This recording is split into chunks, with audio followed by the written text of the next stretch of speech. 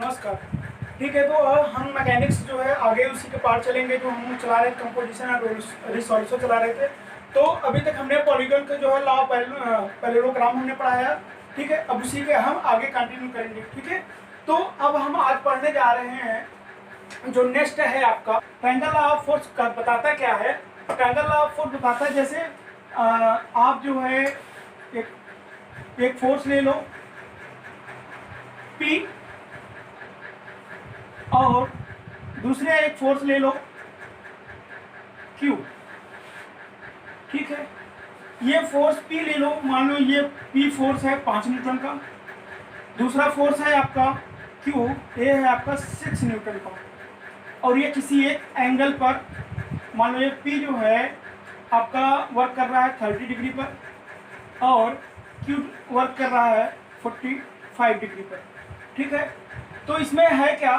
ठीक है, तो दो फोर्सों को जब हम मैग्नीट्यूड और डायरेक्शन में किसी ट्राइंगल के आर्म से प्रदर्शित करते हैं तो उनका ट्राइंगल के तीसरे आर्म जो होते हैं, ट्राइंगल का तीसरा आर्म हमारा रिजल्टेंट कहलाता है। दो फोर्सों का रिजल्टेंट ट्राइंगल के तीसरे आर्म से हम प्रदर्शित करते हैं। जैसे इसको करना होगा तो कैसे करेंगे? फोर्स एक हम यहाँ पे बेस लेते हैं, बेस में जो है ये एक्स एक्सिस है, ये वाई एक्सिस है। ठीक है, तो एक्स एक्सिस में एक फोर्स ये है आपका P 5 न्यूटन का, 5 न्यूटन का, और एक है आपका यही डायरेक्शन। देखो जैसे डायरेक्शन है, अब यहाँ पे इसको बेस मान लो, इसका डायरेक्शन इस साइड में है, इस डायरेक्शन में है, तो ये है आपका P, ये है आपका Q। तो इसका जो रिजल्टेंट होगा ये ट्राइंगल का थर्ड आर्म होगा आपका, यही हमारा रिजल्टेंट R कहलाएगा। ठीक है, और इसका डायरेक्शन, इसका जो डायरेक्शन होगा वो जस्ट इसके रिवर्स होगा। रिजल्टेंट का दो फोर्सों का रिजल्टेंट किसी आर्म के, किसी ट्राइंगल के आर्म से अगर प्रदर्शित करते हैं तो रिजल्ट दोनों फोर्सों का जो रिजल्टेंट होगा उसका डायरेक्शन दोनों फोर्सों के रिवर्स में रिप्रेजेंट करेगा। क्लियर है? ठीक है, तो ये हमारा जो है ट्रायंगल लॉ ऑफ फोर्स यही कहता है कि जब दो फोर्स किसी ट्राइंगल के आर्म में मैग्नीट्यूड और डायरेक्शन के साथ प्रदर्शित करता है तो उसका, उन दोनों फोर्स का जो रिजल्टेंट होता है वो ट्राइंगल के तीसरी थर्ड आर्म के साइड से प्रेजेंट करता है और उसका डायरेक्शन उन दोनों फोर्सों के जस्ट रिवर्स होता है। ठीक है, क्लियर है? और ध्यान देने वाली इसमें एक बात है कि जब ये हम जैसे 5 न्यूटन है तो यहाँ पर हम एक स्केल मान के चलेंगे कि जैसे 1 न्यूटन बराबर 1 सेंटीमीटर मान के चलेंगे, 1 न्यूटन बराबर 1 सेंटीमीटर मान लो, 2 सेंटीमीटर जो मान के चलो, ताकि जो है ये पैरेलल बने। मतलब पैरेलल का मतलब 1 न्यूटन बराबर 1 सेंटीमीटर मानोगे तो 5 न्यूटन है तो 5 सेंटीमीटर बनेगा। ठीक है, ये आपका 6 न्यूटन है, ये आपका 6 न्यूटन है, तो ये 6 न्यूटन मतलब 6 सेंटीमीटर में बनेगा। ठीक है, तो 1 न्यूटन मान के चलेंगे जो है 1 न्यूटन बराबर 1 सेंटीमीटर। क्लियर है? तो ऐसे करके हम चलेंगे। ठीक है, यही हमारा ट्रायंगल लॉ ऑफ फोर्सेस है। अब तीसरा इसी में आता है converse law of triangle. Same यही होता है जैसे हमारे मैथ में क्या होता है कि लेफ्ट हैंड साइड बराबर राइट हैंड साइड, वैसे इसमें भी होता है कि अगर एक साइड एक डायरेक्शन इसका एक साइड और एक डायरेक्शन दूसरे के इक्वल है तो उसका इस साइड का मान दूसरे साइड के मान के बराबर होगा। तो यही हमारा ट्रायंगल, जो हमारा reverse triangle law of force होता है, यही होता है कि एक तरफ का साइड दूसरे साइड के मान के बराबर होता है। उससे तीसरा है converse of law of triangle of forces. ये क्या कहता है? जब तीन फोर्स किसी ट्रायंगल के आर्म से प्रदर्शित किया जाए तो वो तीनों फोर्स इक्विलिब्रियम कंडीशन में होते हैं, यानी उन तीनों फोर्सों का रिजल्टेंट 0 होता है। Reverse of triangle of law of forces यही बताता है कि तीनों फोर्स जो है अगर किसी ट्रायंगल के आर्म से प्रदर्शित करे उनका रिजल्टेंट 0 होता है, मतलब वो तीनों फोर्स इक्विलिब्रियम में होते हैं। जब दो या दो से अधिक फोर्स किसी एक पॉइंट पर एक्ट कर रहे हैं और वो साइक्लिक ऑर्डर में हो, तो उन सभी फोर्स का जो रिजल्टेंट होता है वो पॉलीगन के किसी एक साइड से प्रेजेंट करता है। मतलब सभी फोर्सों का अगर मैग्नीट्यूड और डायरेक्शन में है और साइक्लिक ऑर्डर में है, तो उन सभी फोर्स का रिजल्टेंट पॉलीगन के एक साइड से रिप्रेजेंट करते हैं और उनका डायरेक्शन, उस रिजल्टेंट का डायरेक्शन उसके जस्ट अपोजिट या रिवर्स होता है। क्लियर है? जैसे फॉर एग्जांपल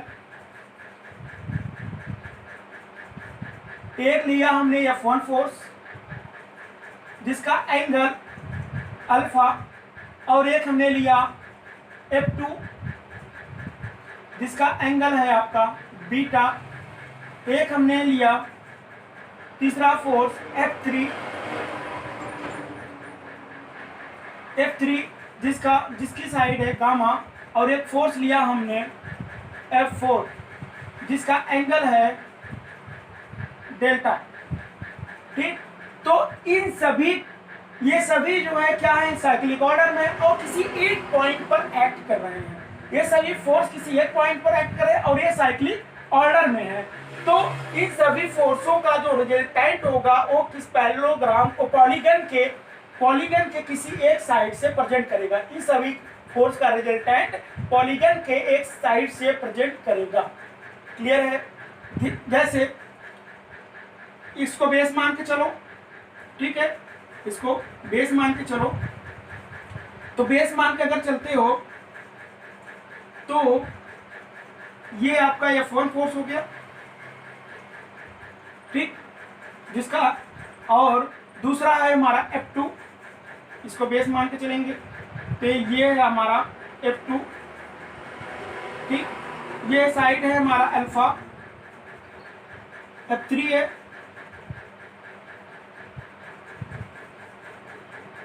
ये हमारा F3 है, ठीक, ये हमारा F3 है, और इसका एंगल कितना है, ये एंगल है हमारा बीटा F2 का, और जो हमारा लास्ट है F4 ये है इस डायरेक्शन में, ये हमारा है F4, सॉरी ये हमारा है F4।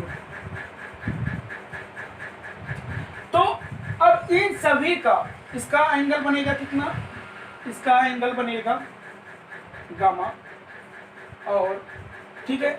अब देखो इसमें होता क्या है कि जब सभी फोर्स जो है, ये सभी फोर्स को अगर देखा जाए एक साइक्लिक ऑर्डर में है और ये जो है किसी एक पॉइंट पर एक्ट कर रहे थे, तो इनका रिजल्टेंट जो होगा हमारा, ये है हमारा रिजल्टेंट।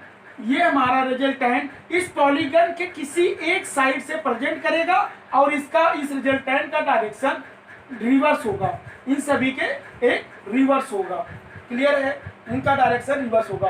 तो पॉलीगन लॉ ऑफ फोर्सेस यही बताता है कि दो या दो से अधिक जब फोर्स एक्ट कर रहे किसी एक पॉइंट पर मैग्नीट्यूड और डायरेक्शन के दिशा में, तो इन सभी फोर्सों का रिजल्टेंट जो होगा वो पॉलीगन के किसी एक साइड से प्रेजेंट करेगा और उसका डायरेक्शन जस्ट अपोजिट होगा।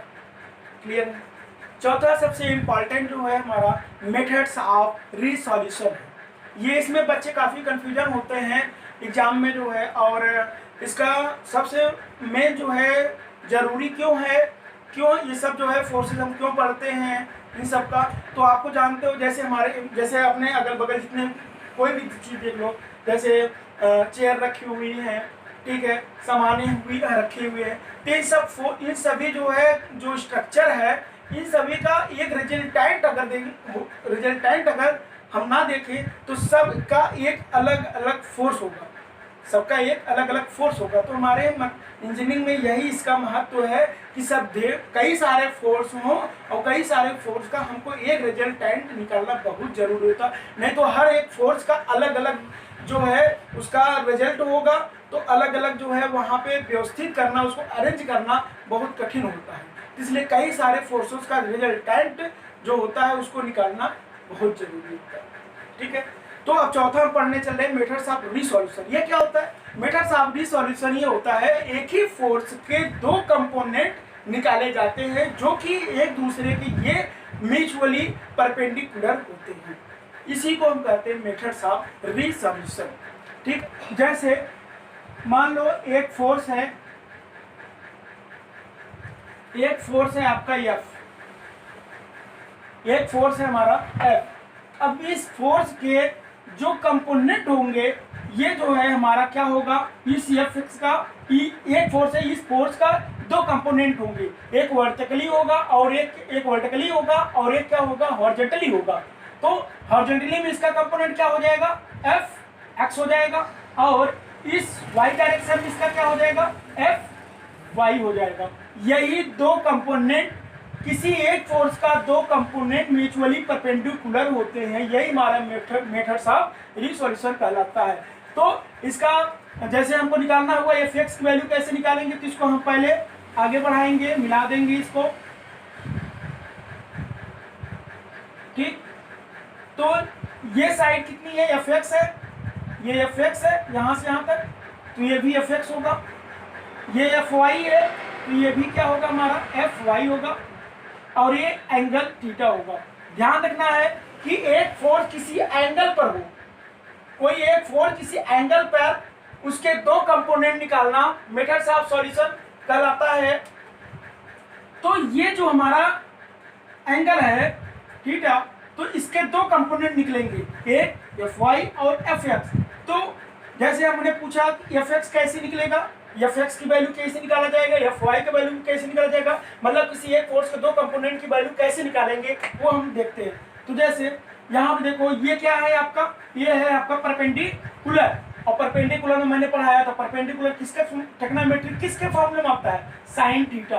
तो साइन थीटा बराबर क्या होता है, परपेंडिकुलर अपॉन हाइपरटोनियस। तो परपेंडिकुलर अपॉन हाइपरटोनियस होता है, तो परपेंडिकुलर है कितना, Fy है, अपॉन हाइपरटोनियस कितना है, F, हाइपरटोनियस कितना है, F। तो Fy बराबर क्या हो जाएगा, यहाँ पे डिवाइड कर रहा है, इसके साइड में आके क्या करेगा, मल्टीप्लाई कर देगा, तो ये हो जाएगा F साइन थीटा। ठीक है, क्लियर। दूसरी, अब जैसे हमको Fx निकालना होगा, तो Fx कैसे निकलेगा, तो Fx क्या है, नीचे है, मतलब इसको बोलते हैं बेस, और बेस किसके ट्रिग्नोमेट्री में किसके फॉर्म में आता है, कॉस का। तो कॉस थीटा बराबर क्या हो जाएगा, इस एंगल के तहत देखा जाए तो Fx बेस क्या है, Fx, मतलब बेस अपॉन हाइपरटोनियस होता है, तो कॉस थीटा बराबर बेस कितना है, Fx अपॉन हाइपरटोनियस कितना है, F है, यही है यार, यही हमारा हाइपरटोनियस है, तो ये हो जाएगा हमारा F। तो ये Fx बराबर कितना हो जाएगा, Fx बराबर हो जाएगा F cos थीटा। ठीक है, क्लियर। तो ये हमारा जो है Fx बराबर हो गया F cos थीटा। ठीक है, तो हमने फ्रिक्शन चैप्टर में पढ़ाया भी था कि वहां पे जो है जब उसके कंपोनेंट निकाले जाते थे तो Fx sin theta, Fx cos theta, याद होगा। तो सेम वही होता है, अब वहां पे तो डायरेक्ट रखते थे, यहाँ पे आप देखो वही होता है सबसे। लेकिन इसमें ध्यान रखना सबसे बड़ी बात है मेथड्स ऑफ सॉल्यूशन में कि जो एक एंगल है, ये एंगल हमेशा बेस के साथ होना चाहिए। ये एंगल जो थीटा है हमेशा ये बेस के साथ रहना चाहिए। अगर ये थीटा यहाँ पे अगर आपने रख दिया ये तो थीटा, तो ये क्या हो जाएगा हमारा 90 माइनस थीटा हो जाएगा, और 90 माइनस थीटा साइन पे अगर होगा, साइन 90 माइनस थीटा बराबर कॉस थीटा होता है, और कॉस 90 माइनस थीटा बराबर हो जाएगा साइन थीटा। तो जहां Fy है ये किसका फॉर्मूला हो जाएगा, Fx का हो जाएगा, और Fx जहां है वहां पे Fy का हो जाएगा, जस्ट रिवर्स हो जाएगा। तो ध्यान रखना है हमेशा हमको एंगल जो है थीटा के साथ रखना है। ठीक, अब चौथा सबसे लास्ट सबसे इंपॉर्टेंट इस चैप्टर का सबसे इंपॉर्टेंट थ्योरम है लामी थ्योरम। लामी थ्योरम है ट्रिग्नोमेट्री पे बेस्ड है। जैसे हमारा पॉलीगन का था, पॉलीगन में पढ़ाया था, पॉलीगन लॉ ऑफ फोर्सेस का सेम वैसे ही होता है, बस इसका जो है टेक्नामेट्रियल से जो है इसका फॉर्मूला जो होगा टेक्नामेट्री की तरह होता है, उस पर बेस्ड होता है। ठीक है, जो कि हमने पढ़ाया हुआ है, कोई दिक्कत नहीं, समझने में कोई प्रॉब्लम नहीं होगी। तो ध्यान रखना है फिर से लामिस थ्योरम ये क्या बताता है कि अगर 3 फोर्स हो और वो तीनों फोर्स किसी एक पॉइंट पर मैग्नीट्यूड और डायरेक्शन की दिशा में एक्ट कर रहे हैं, तो वो तीनों फोर्स P, Q, R, वो तीनों फोर्स जो होंगे वो अपने साइड के एंगल के प्रोपोर्शनल होते हैं। फिर से आई रिपीट, यदि तीन फोर्स किसी एक पॉइंट पर मैग्नीट्यूड और डायरेक्शन की दिशा में एक्ट कर रहे हैं, तो वो तीनों फोर्स अपने अपोजिट साइड के एंगल के प्रोपोर्शनल होते हैं, डायरेक्टली प्रोपोर्शनल होते हैं। तो जैसे हमने एक फोर्स लिया P, ठीक, दूसरा फोर्स हमने लिया Q और तीसरा फोर्स लिया R। तो इस फोर्स का जो है इसका एंगल मैंने माना अल्फा और इसका एंगल मैंने माना बीटा और इसका एंगल जो होगा हमारा, ये होगा हमारा गामा। मैग्नीट्यूड और डायरेक्शन की दिशा में एक्ट कर रहे हैं, तो इनके जो फोर्स होंगे P डायरेक्टली प्रोपोर्शनल होंगे अपने साइड के अपोजिट। इसका साइड ये है, इसके साइड का अपोजिट कौन सा एंगल है, अल्फा। तो अपने साइड के अपोजिट डायरेक्टली प्रोपोर्शनल होंगे। तो क्यू भी अपने साइड के, क्यू की साइड है तो इसका जस्ट अपोजिट कौन सा एंगल है, तो Q is directly proportional sine beta. तो आर के अपोजिट क्या होगा, तो R is directly proportional sine gamma. फिर से बता रहा हूं, आई रिपीट, कि जब तीन फोर्स मैग्नीट्यूड और डायरेक्शन की दिशा में एक्ट कर रहे हैं, तो वो तीनों फोर्स अपने साइड के अपोजिट एंगल के डायरेक्टली प्रोपोर्शनल होते हैं। तो इन तीनों, ये प्रोपोर्शनल का साइन हटा दें तो क्या हो जाएगा, P upon sine alpha equal to Q upon sine beta equal to R upon sine gamma equal to cos tan.